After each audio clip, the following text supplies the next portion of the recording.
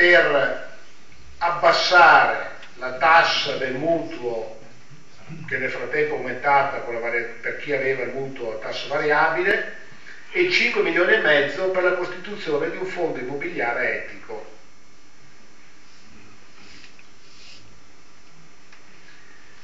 E abbiamo già previsto per il 2010-2012, quindi 130 milioni fino al 2009, più altri 70 milioni al 2012, quindi siamo su 200 milioni di euro nei prossimi 3 anni sostanzialmente, perché poi il 2007 è già andato, già spesi. Allora, qualche piccola novità per quanto riguarda gli interventi di iniziativa pubblica, cioè quelli fatti attraverso l'IAT. La prima cosa in cui il programma ci ha dato circa 1000 appartamenti in disponibilità è quello di intervenire sul recupero, la manutenzione e la sistemazione degli alloggi sfitti, perché noi abbiamo vissuto per un certo periodo su una considerazione anche corretta, cioè c'erano alcune situazioni per cui non era economicamente conveniente acquistare, ristrutturare un alloggio che si era liberato, perché voi sapete bene che poi ogni volta che un affittuario esce vuol dire cambiare sistemi, gli impianti tecnologici, la messa a norma, l'impianto elettrico, e poi c'erano alcune situazioni che erano anche molto vecchie, per cui probabilmente costava meno. Allora cosa si era detto qualche anno fa? Bene, vendiamo questi qui, recuperiamo ciò che c'è da recuperare e poi eventualmente costruiamo qualcosa di nuovo. La realtà è che non si è venduto pochissimo. Allora abbiamo fatto una scelta di privilegiare la velocità rispetto forse all'economicità, dicendo, dando ordine agli AT, recuperate tutto quello che c'è. Cioè oggi con la domanda che avete visto, se noi soddisfiamo il 10% e ci permettiamo di aspettare di vendere un appartamento per 5-10 anni mantenendolo vuoto e tenendo qualcuno sotto il ponte, poi, perché la realtà era questa. Quindi abbiamo fatto un po' di conti e quindi oggi, ma anche per il futuro, non ha molto senso vendere, con le difficoltà che ci sono, poi tra l'altro nel costruire, perché se noi oggi mettiamo 100 milioni di euro per costruire, forse tra 4-5 anni consegniamo le chiavi di casa a qualcuno, forse, se non ci sono contenziosi con le aziende, riserve e quant'altro.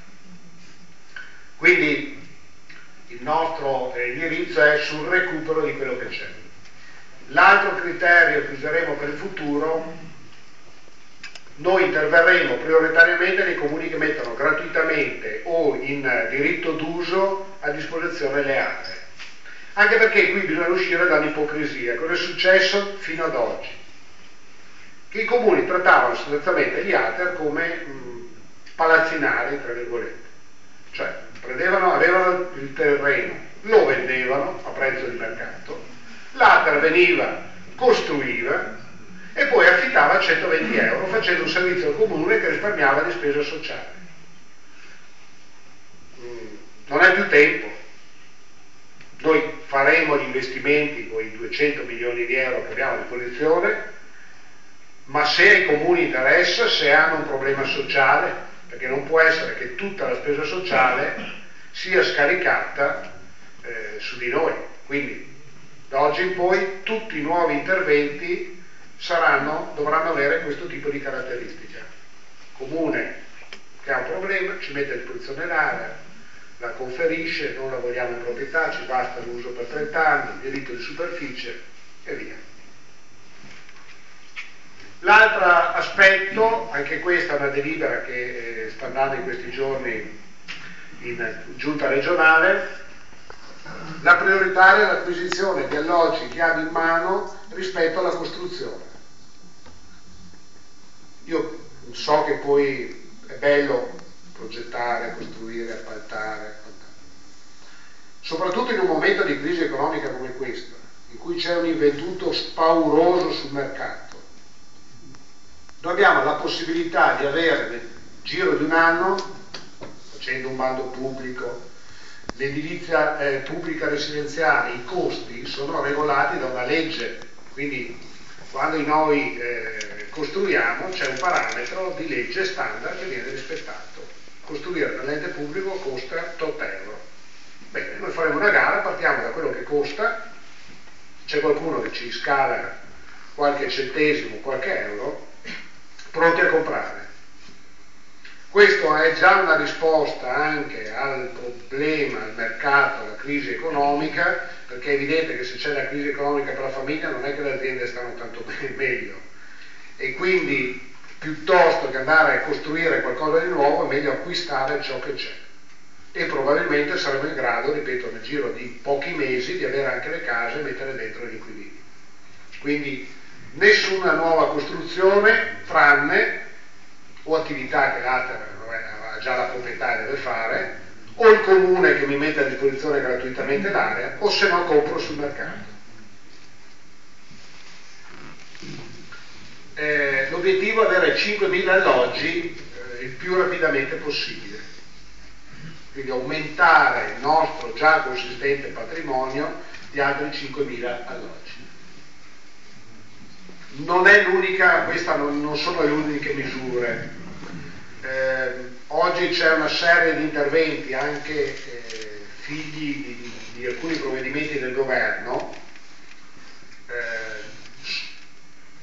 su cui noi intendiamo sostanzialmente muoverci. Vabbè, la concessione e locazione a canone concertato è quel tipo di attività di collaborazione con le imprese, per cui già l'impresa privata fa una convenzione con noi e si impegna per un certo numero di anni ad affittare, in cambio di alcuni privilegi, velocità di concessione e quant'altro, oltre che magari di qualche contributo, di affittare a un canone concordato con noi.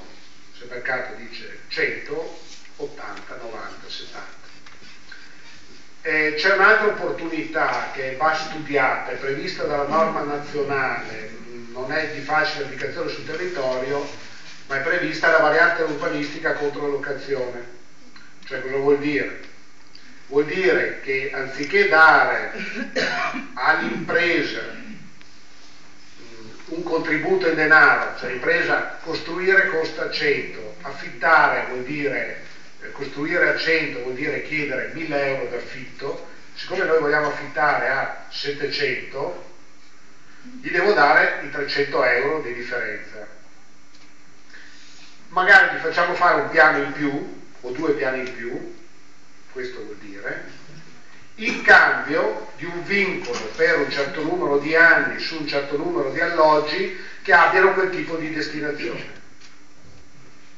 È, ripeto, prevista da una norma nazionale, va applicata, è una novità per i comuni, bisogna probabilmente lavorarci sopra, però è un'opportunità.